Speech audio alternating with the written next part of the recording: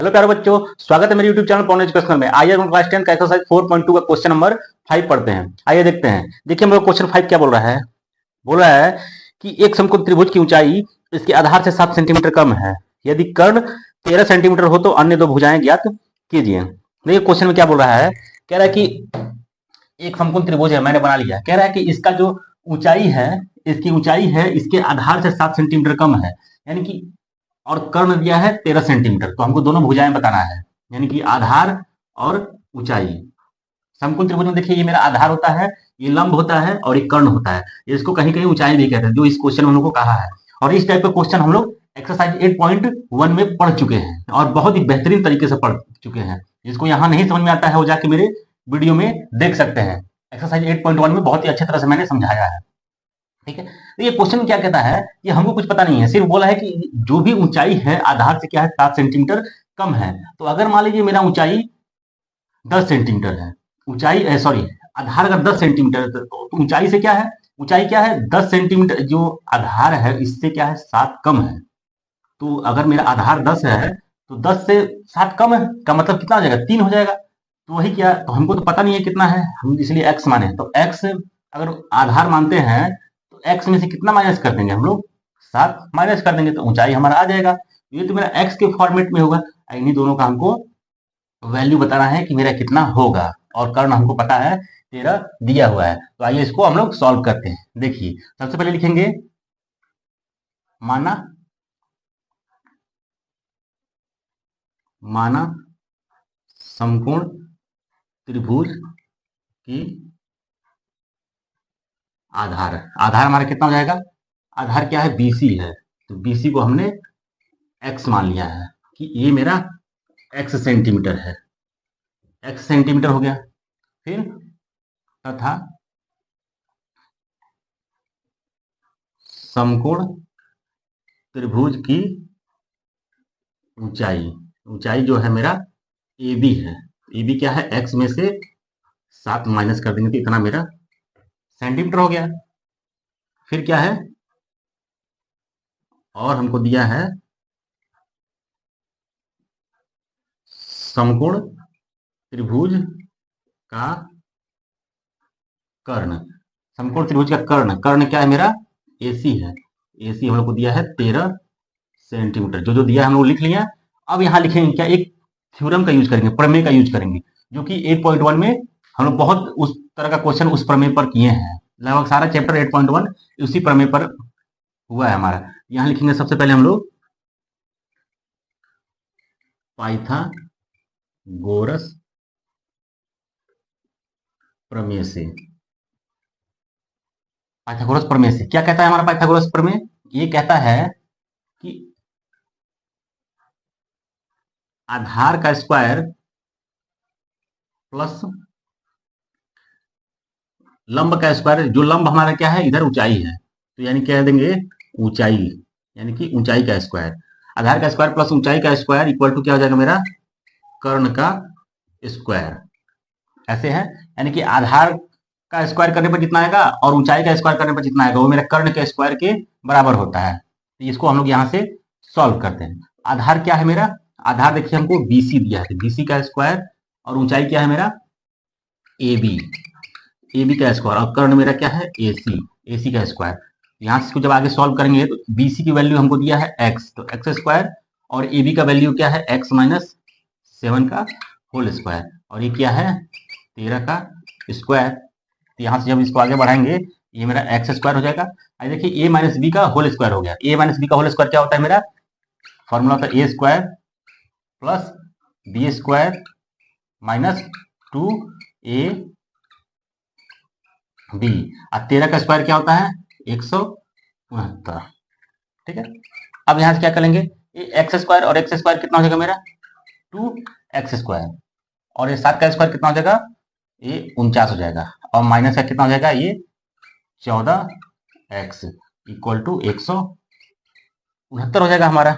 अब यहाँ जब इसको आगे हम लोग बढ़ाएंगे इसको ऐसे लिख लेंगे, और इसको यहाँ कर लेते हैं माइनस का 14x, एक सीरीज में हो जाएगा हमारा, और प्लस का 49, और इसको इधर लेकर आएंगे कितना हो जाएगा माइनस का 169 इक्वल टू 0 हो गया हमारे। आगे सॉल्व करेंगे, ये मेरा इतना आ गया, यहां से आगे लिखेंगे ये 2x² माइनस का 14x, और इसको जब घटाएंगे तो माइनस का कितना आएगा 120 इक्वल टू 0 आ गया। अब देखिए दो सब में मेरा कॉमन है, दो सब में मेरा कॉमन है, कॉमन ले लेंगे x² और माइनस का कितना हो जाएगा ये 7x, और माइनस का कितना हो जाएगा ये 60 इक्वल टू 0, और यहाँ से कितना हो जाएगा ये 2 इधर आकर डिवाइड हो जाएगा मेरा, ये बच जाएगा x² माइनस का 7x माइनस का 60 इक्वल टू 0। अब देखिए इसको जब आगे सॉल्व करेंगे, अब क्या करना है बाहर बार को मल्टीप्लाई करना है, बाहर बार को मल्टीप्लाई करेंगे तो मेरा 60 आएगा। अब इसी 60 को ऐसा तोड़ना है कि गुना करें तो मेरा 60 आए और जोड़े या घटाए तो मेरा 7 आ जाए। तो हम देखिए क्या कर रहे हैं, ये मेरा क्या हो जाएगा, अगर 12 में से हम 5 माइनस कर दें, 12 में से 5 7 आ जाएगा, और 12 बचे 60 आ जाएगा, ये हमारा हो गया। इस टाइप का क्वेश्चन इसी एक्सरसाइज में हम लोग बहुत सारा पढ़ चुके हैं। ये हो जाएगा हम लोग का x² माइनस का 12x प्लस का 5x और माइनस का 60 इक्वल टू 0 हो गया हम लोग का।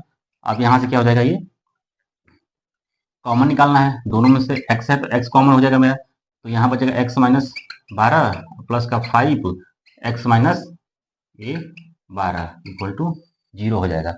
फिर यहाँ से क्या हो जाएगा हम लोग का, आगे यहाँ फिर कॉमन निकालेंगे तो हम लोग का हो जाएगा x माइनस 12, यहाँ हो जाएगा क्या x प्लस 5 बराबर 0। अब यहाँ से इसको सॉल्व करेंगे हम लोग लेके, तो क्या हो जाएगा, एक बार x माइनस 12 और एक बार क्या हो जाएगा x प्लस 5 इक्वल टू 0। यहाँ से क्या हो जाएगा हमारा x बराबर, सॉरी यहाँ देखिए ये एक बार 0 यहाँ हो जाएगा, ठीक है। यहाँ x बराबर क्या हो जाएगा 12, और यहाँ x बराबर क्या हो जाएगा माइनस का 5, ये हमारा 12 आ गया और माइनस 5 आ गया, तो जो भी वैल्यू लेंगे हम लोग वो प्लस की वैल्यू लेंगे, ठीक है। यहाँ साइड में हम लिख देते हैं, साइड में हम लोग लिखेंगे तो क्या लिखेंगे, समकोण त्रिभुज, समकोण त्रिभुज की, समकोण त्रिभुज के क्या हो जाएगा हम लोग का, समकोण त्रिभुज का आधार, आधार क्या था हम लोग का BC था, और BC को हमने x माना था, तो x की वैल्यू कितना हो गया हमारा, x देखिए पॉजिटिव नंबर लेते हैं हम, माइनस का नंबर नहीं लेंगे, पॉजिटिव नंबर लेंगे तो ये x मेरा क्या है 12 है, ये हम लोग आ गया 12 सेंटीमीटर, और ऊंचाई बचा तो यहाँ फिर लिख देंगे क्या, समकोण त्रिभुज की ऊंचाई, ऊंचाई जो है वो मेरा AB था, AB मेरा x माइनस 7 सेंटीमीटर था, तो कितना हो जाएगा ये 12 माइनस 7 सेंटीमीटर, तो कितना हो जाएगा ये 5 सेंटीमीटर, दोनों की वैल्यू आ गई। आधार मेरा 12 निकल गया और ऊंचाई मेरा 5 निकल गया, यही तो निकालना था, कर्ण तो हमको पहले से दिया हुआ था 13 सेंटीमीटर, तो इस तरह से कर लेंगे। मेरा जगह नीचे नहीं था इसलिए मैंने यहाँ ऐसे लिख लिया, आप लोग जो भी सॉल्व करेंगे इसको इसके नीचे ही इसको भी सॉल्व करेंगे। देखिए इसका क्वेश्चन नंबर 6, क्वेश्चन नंबर 6 मेरा क्या बोल रहा है कि बोल रहा है कि एक कुटीर उद्योग एक दिन में कुछ बर्तन का निर्माण करता है। कुटीर उद्योग मतलब एक छोटा सा कोई बर्तन मतलब फैक्ट्री है छोटी सी कोई, ठीक है, कुछ बर्तन का निर्माण करता है मतलब बर्तन बनाता है। एक विशेष दिन देखा गया कि प्रत्येक नाग की निर्माण लागत, मतलब कुछ बन रहा है, नाग मतलब कोई बर्तन वर्तन होगा, ठीक है, नाग की निर्माण लागत रुपयों में है, उस दिन के निर्माण किए गए बर्तनों की संख्या के दुगने से 3 अधिक है, ठीक है, दुगने से 3 अधिक है। यदि उस दिन की कुल निर्माण लागत 90 रुपया थी तो निर्मित बर्तनों की संख्या और प्रत्येक नाग की लागत ज्ञात कीजिए। देखिए क्वेश्चन दो तरह से पूछा है हमको। पहला क्वेश्चन में पूछ रहा है कि हमको जितना बर्तन है वो बताना है, और उस बर्तन में जो नाग, ठीक है, उस बर्तन में जो नाग की लागत है, मतलब बर्तन को फिनिशिंग करने चाहे कुछ भी मान सकते हैं हम लोग, कि जितना जो भी है उसका हमको पैसा पूछ रहा है कितना पैसा है, और उसका कंडीशन दे दिया है कि जो भी हमारा बर्तन बना है, ठीक है, तो बर्तन बना है और नाग की लागत है उसके दुगने से 3 अधिक है, दुगने से 3 अधिक है। सबसे पहले हम लोग इसको मानते हैं, बिना माने हम लोग को होगा नहीं, तो लिखेंगे क्या, माना बर्तनों की संख्या x, बर्तनों की संख्या हमारा x हो गया, तथा नाग की लागत, कह रहे नाक की लागत क्या है, बर्तन की संख्या के दुगने से, यानी कि दुगना मेरा 2x हो गया, ये क्या है 3 अधिक है, इतना मेरा हो गया। और फिर कह रहा है कि जो कुल लागत है मेरा, कुल लागत है, कुल लागत मतलब बर्तन की संख्या और नाक की संख्या, कुल लागत मेरा कितना है मिलाकर, ये 90 रुपया है, ये मेरा क्या है 90 रुपया है, हो गया। अब देखिए इसी को सॉल्व करना है, तो लिखेंगे यहाँ प्रश्नानुसार जो कह रहा है हमारा, प्रश्नानुसार जो कह रहा है कि बर्तनों की संख्या और नाक की लागत कुल मिलाकर कितना है 90 रुपया है, दोनों का गुणनफल मेरा क्या है 90 रुपया है, यानी कि x हो जाएगा और गुणे 2x प्लस 3, ये हमारा हो जाएगा 90। अब यहाँ से इसको हम लोग को सॉल्व करना है, तो ये मेरा हो जाएगा 2x square plus 3x equal to 90 हो जाएगा। अब यहाँ से देखिए ये 2x स्क्वायर प्लस 3x और माइनस का ये 90 हो जाएगा इक्वल टू 0 हो गया 45। फिर ये मेरा 3 से जाएगा, तो 3 से कितना हो जाएगा 15, फिर 3 से जाएगा 5 और फिर 5 से जाएगा तो 1, इतना संख्या आ गया। अब देखिए संख्या को पता करना है, सबसे पहले इसमें जोड़ा बनाएंगे, जोड़ा बनाते हैं, देखिए 2 दूना 4 और 4 3 12, ये 12 आ गया और 3 5 15, ठीक है।